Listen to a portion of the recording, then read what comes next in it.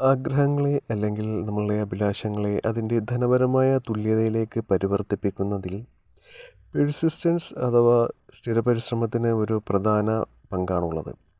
സ്ഥിരോത്സാഹത്തിൻ്റെ അടിസ്ഥാനം ഇച്ഛാശക്തിയാണ്. ഇച്ഛാശക്തിയും ആഗ്രഹവും ശരിയായി സംയോജിപ്പിച്ചാൽ അപ്രതിരോധ്യമായ ജോഡിയാണ് ഉണ്ടാവുക. വലിയ ഭാഗ്യം സമ്പാദിക്കുന്ന പുരുഷന്മാരെ പൊതുവെ കോൾഡ് ബ്ലഡ് അഥവാ ക്രൂരന്മാരായി ചിത്രീകരിക്കുന്നു. പലപ്പോഴും അവർ തെറ്റിദ്ധരിക്കപ്പെടുകയാണ്. അവർക്കുള്ളത് ഇച്ഛാശക്തിയാണ്. അതവർ സ്ഥിരോത്സാഹത്തോട് കലർത്തുകയും അവരുടെ ലക്ഷ്യങ്ങൾ സാക്ഷാത്കരിക്കുന്നതിനായി അതിനെ ഉപയോഗപ്പെടുത്തുകയും ചെയ്യുകയാണ് യഥാർത്ഥത്തിൽ ചെയ്യുന്നത്. ഹെൻറി ഫോർഡ് പൊതുവെ നിർദ്ദയനും ശീതരക്തനുമാണെന്ന് തെറ്റിദ്ധരിക്കപ്പെടുന്നു, അഥവാ കോൾഡ് ബ്ലഡഡ് ആണെന്ന് തെറ്റിദ്ധരിക്കപ്പെടുന്നു. ഈ തെറ്റിദ്ധാരണ ഫോർഡിൻ്റെ എല്ലാ പദ്ധതികളിലും സ്ഥിരതയോടെ പിന്തുടർന്ന ശീലത്തിൽ നിന്നാണ് വളർന്നത്.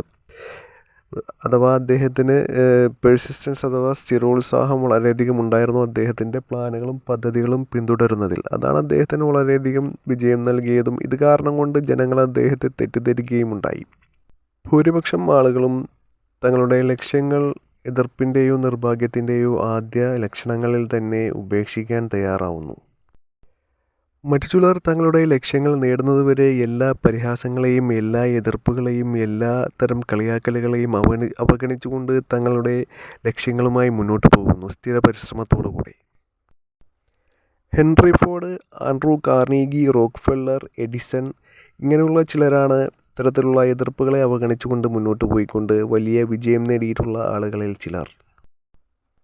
സ്ഥിരത എന്ന വാക്കിന് വീരോചിതമായ അർത്ഥം ഇല്ലായിരിക്കാം, എന്നാൽ മനുഷ്യൻ്റെ സ്വഭാവത്തിന് കാർബൺ സ്റ്റീലിൻ്റെ ഗുണമാണിത്. ഈ സ്വഭാവ ഗുണമുള്ള ഒരു വ്യക്തി ഒരിക്കലും വിജയിച്ചിട്ടല്ലാതെ തൻ്റെ പരിശ്രമം അവസാനിപ്പിക്കുകയില്ല. അതുകൊണ്ട് തന്നെ ഇത് കാർബൺ സ്റ്റീലിൻ്റെ ഗുണമാണ് എന്ന് പറയാനുള്ള കാരണം. എല്ലാ നേട്ടങ്ങളുടെയും ആരംഭ ബിന്ദു ഡിസയർ അഥവാ തീക്ഷ്ണമായ ആഗ്രഹമാണ്. ഒരു ചെറിയ തീ ചെറിയ അളവിലുള്ള ചൂടുണ്ടാക്കുന്നത് പോലെയാണ് ദുർബലമായ ആഗ്രഹങ്ങൾ ദുർബലമായ ഫലങ്ങൾ നൽകുന്നു. നിങ്ങൾക്ക് സ്ഥിരോത്സാഹം ഇല്ലെന്ന് നിങ്ങൾ കണ്ടെത്തുകയാണെങ്കിൽ നിങ്ങളുടെ ആഗ്രഹങ്ങൾക്ക് കീഴിൽ ശക്തമായ തീ ഉണ്ടാക്കുന്നതിലൂടെ ഈ ബലഹീനത പരിഹരിക്കാവുന്നതാണ്.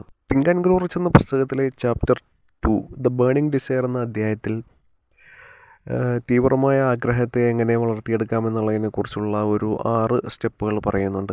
അത് നമ്മൾ പകർത്തുകയാണെങ്കിൽ നമ്മളുടെ ജീവിതത്തിൽ ഫോളോ ചെയ്യുകയാണെങ്കിൽ തീവ്രമായ ആഗ്രഹത്തെ വളർത്തിക്കൊണ്ട് നമ്മളുടെ ജീവിത ലക്ഷ്യങ്ങൾ നേടാൻ വേണ്ടിയിട്ട് നമുക്ക് സഹായകരമാകുന്നതായിരിക്കും.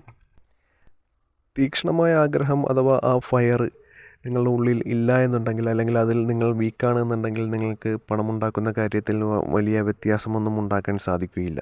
സമ്പത്ത് സമ്പാദിക്കുമെന്ന് ഉറപ്പാക്കുന്നതിന് മുമ്പ് നിങ്ങൾക്ക് കൈവശം വയ്ക്കേണ്ട പണബോധം നിങ്ങൾക്ക് ഇതുവരെ നേടിയിട്ടില്ലെന്ന ഉറപ്പ് നിങ്ങൾക്കുണ്ടായേക്കാം. സമുദ്രത്തിലേക്ക് വെള്ളം ആകർഷിക്കുന്നത് പോലെ അവരെ ആകർഷിക്കാൻ മനസ്സ് തയ്യാറായ ഒരു മനുഷ്യനെ ഭാഗ്യം ആകർഷിക്കുന്നു. ഒരാളുടെ ആഗ്രഹങ്ങളുടെ വസ്തുവിനെ ആകർഷിക്കുന്ന പ്രകമ്പനങ്ങളിലേക്ക് ഏതൊരു സാധാരണ മനസ്സിനെയും അടുപ്പിക്കാൻ ആവശ്യമായ എല്ലാ ഉത്തേജനങ്ങളും ഈ പുസ്തകത്തിൽ കാണാവുന്നതാണ്. അതുകൊണ്ട് ഈ പുസ്തകം വായിക്കാനും ഇതിൽ പറയുന്ന പ്രിൻസിപ്പിളുകൾ അപ്ലൈ ചെയ്തുകൊണ്ട് എല്ലാവർക്കും ജീവിത വിജയം നേടുവാനും സാധിക്കട്ടെ എന്ന് ആശംസിക്കുന്നു. ഞാൻ നിർത്തുന്നു.